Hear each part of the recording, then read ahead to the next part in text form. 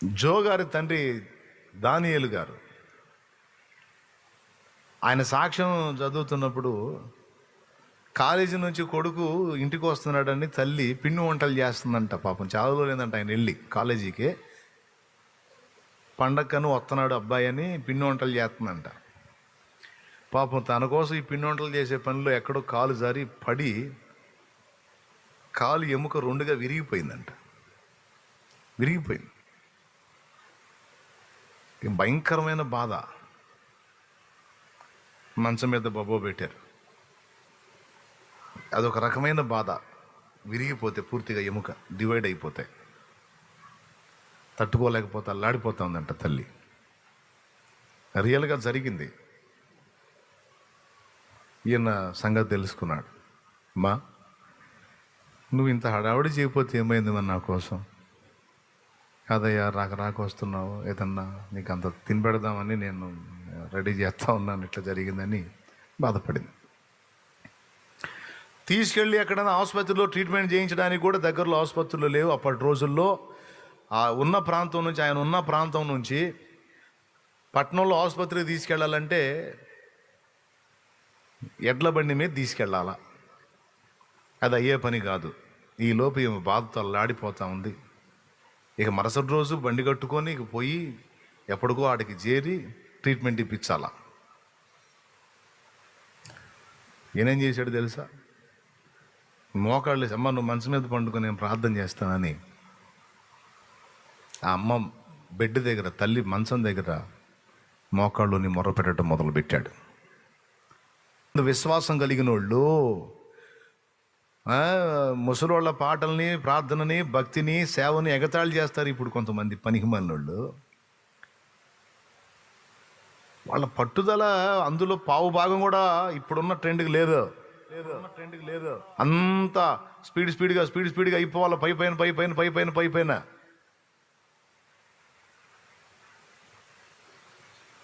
అంత ఫ్యాషనైజ్డ్గా అయిపోవాలా. అట్లా కాదు. వాళ్ళు మొండి మనుషులు. తల్లి మంచం దగ్గర మోకాళ్ళు వేసాడు కొడుకు, గోజాటం మొదలు పెట్టాడు. పట్నం తీసుకెళ్ళటానికి అనుకూలత లేదు. నా తల్లి బాధను తట్టుకోలేకపోతుంది. దేవా, నా కోసం ఎంత ఏర్పాటు చేసి రెడీ చేసి గతి పట్టిందయ్యా. ఈ మనిషి ఇలానే ఉంటే ఎప్పటికీ చేతికి దక్కేటట్టు లేదు. దయచేసి నా తల్లిని నీ ఒక్కసారి ముట్టమని ప్రార్థన చేయటం మొదలుపెట్టాడు. ఇక మొర్ర పెడతా ఉన్నాడు. మరి ఎన్ని గంటలు ఇక గోజాడుతున్నాడో అక్కడే ఆ మంచం దగ్గరే. అయ్యా గోజాడుతా ఉంటే తెల్లవారుజాముకి ఆమె ఎముక ఇరిగిన భాగంలో కలుక్కుమని శబ్దం వచ్చిందట. ముట్టాడు. తెల్లవార్దులు ఈ దీనుడు చేసిన తల్లి కోసం ఇక నిద్ర లేదు, తిండి లేదు. ఏం తినబుద్ధి అయిద్దండి అమ్మ అలా పడిపోయి ఉంటే? ఇక తిండి లేదు, నిద్ర లేదు. ఏడుస్తున్నాడు, కన్నీరు గారుస్తున్నాడు. మా అమ్మని లేపయ్యా, నా కోసం ఈ పరిస్థితి అయిందయ్యా. గోజాడుకుంటా పట్టుదల. కార్యం జరిగిందాకా పట్టు వదిలే టైపు కాదు. అంత మొండి భక్తుల్ని చూపించండి. ఇప్పుడు అంత పట్టుదల గల ప్రార్థనా పరులను చూపించండి. అలాంటి విజయాలను సాధించిన వీరులను చూపించండి. బహు తక్కువ మంది ఉన్నారు, కానీ అరుదుగా ఉన్నారు. ప్రార్థనకు జవాబు వచ్చిందాకా మోకాళ్ళ మీద నుండి నేను లేవనన్న మొండోళ్ళని చూపించండి. దీని సంగతి తాడో పేడో తేలిందాకా నేను వదలనన్న మొండోళ్ళని చూపించండి.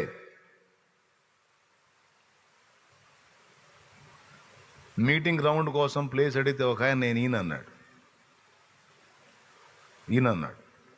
ఇంకా ఆయన ఎందుకు బతిలాడేది? ఊరకెత్తనాడా?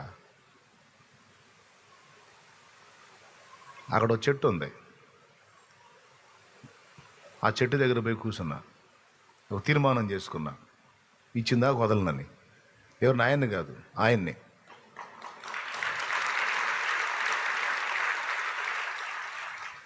మరి అవసరం మీటింగ్ గ్రౌండ్. మరి అవమానాలు తట్టుకోలేకపోతున్నాం. మరి వేరే వాళ్ళ ప్లేసుల్లో వేస్తే 10 ఎకరాల వాడు మాట్లాడలే, 1 ఎకరం వాడు వాళ్ళు చేస్తున్నాడు. మన కర్మకాల అరెకరంలోనే మన షెడ్డు పడుతుంది, బలిపీఠం అక్కడ పెట్టాల్సి వస్తుంది. 10 ఎకరాలు ఏం మాట్లాడలే, అరెకరం కూడా ఎవడు చేశారు మీరు అంటున్నాడు. ఈ 10 ఎకరాలు అరెకరమే నేను చూస్తలే మావాడేలే అంటున్నాడు. అన్నాడు అని వేస్తున్నాం ఏం కానీ వాడు వచ్చి అంటున్నాడు. అది బాధ. సంవత్సరాలు ఇది స్వాప్ అయిపోయింది. నాకు ఎందుకు రాయనా నాకు తెలియదు, నువ్వు మాకు ఓన్గా కొంత భూమి అయినా నువ్వు ఇవ్వని ప్రార్థన చేశాం మీటింగ్ గ్రౌండ్ కోసం. దేవునికి మహిమ. ఈయనన్నాడు ఆయన మోకాళ్ళు వేసి రోజు ప్రార్థన చేయడం మొదలుపెట్టా. నాకు తెలియదు ఇచ్చిన దాకా నేను వదలనని. ఎక్కువ రోజులు కూడా చేయలే, గట్టిగా 1 వారం 10 రోజుల్లో పిలిచి ఇచ్చాడు. పిలిచి మళ్ళా దేవుడు మాట్లాడితే ఎవడైనా స్పందిస్తారు, లేకపోతే మన మొఖాలు చూస్తే ఎవరికి జాలి కలిగిద్ది, ఎవరికి ఈ బుద్ధి అయిద్ది? మన పక్షమున దేవుడు కార్యము చేస్తే అప్పుడు మనుషులు మెత్తబడతారు. తెల్లవారుజాముకి కలుక్కుమని శబ్దం వచ్చింది. మీరు యాజ్ రీజ్గా ఇలానే ఉంటుంది, బుక్లో చూడండి కావాలంటే, జీవజల ప్రవాహములనే వాళ్ళ సాక్ష్య పుస్తకంలో. జో గారి తండ్రి దానియేలు గారి తల్లి అన్నమాట. ఎంత మొండితనం, ఎంత పట్టుదలండి. ఇక తెల్లవారు ఎడ్ల బండితో అవసరం ఉందా చెప్పు? పట్నంలో వైద్యంతో అవసరం ఉందా? మోకాళ్ళు వేసి మంచం దగ్గర నాకు తెలియదు ఏలియా కూర్చున్నాడు. పసిబిడ్డ లాంటి విశ్వాసం, మొండితనం, పట్టుదల. ఏలియా మోకాళ్ళు 7 మార్లు ప్రార్థన చేస్తే సముద్రంలో అరచేంత మేఘం లేచింది. ఈ చిన్న కార్యం నీ అరచేత ఒకసారి తాకయా, ఒక్క మారు ముట్టయా, ఒక్కసారి టచ్ అయ్యి తండ్రి. తమ్ముడు అట్లాంటి ప్రార్థన కావాలి తమ్ముడు, అలాంటి మొండితనం కావాలి ప్రార్థనలు, అలాంటి పట్టుదల కావాలి. కాబట్టే ఒక జనాంగాన్ని ప్రభావితం చేయగలిగారు. అలాంటి మొండితనం, ప్రార్థనలో పట్టుదల, దేవుని మీద ఆధారపడి దేవుని కార్యం జరిగేంత వరకు మోకాళ్ళ మీద దిగని మొండి మనుషులు కాబట్టి జనాంగాన్ని ప్రభావితం చేయగలిగారు, భక్తులను లేపగలిగారు, సేవకులను తయారు చేయగలిగారు, ఒక సమూహాన్ని దేవుని కోసం ప్రభావితం చేయగలిగారు. భక్త సింగ్ గారు అంతే, మోకాళ్ళే. నాకు తెలియదని కూర్చుంటాడు. మనుషుల దయ కోసం అడగటం, బ్రతివులు ఆడుకోవటం, సాయం చేయండి అని గోజాడుకోవటం.